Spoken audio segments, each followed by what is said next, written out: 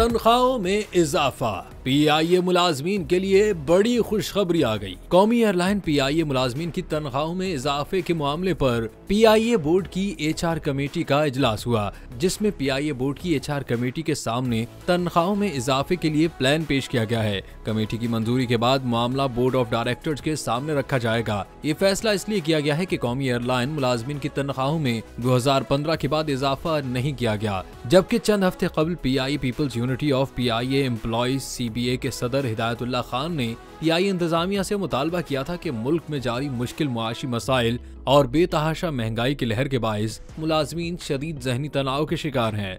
मुलाजमीन की तनख्वाहों में गुज़िश्ता 8 सालों से कोई इजाफा नहीं किया गया।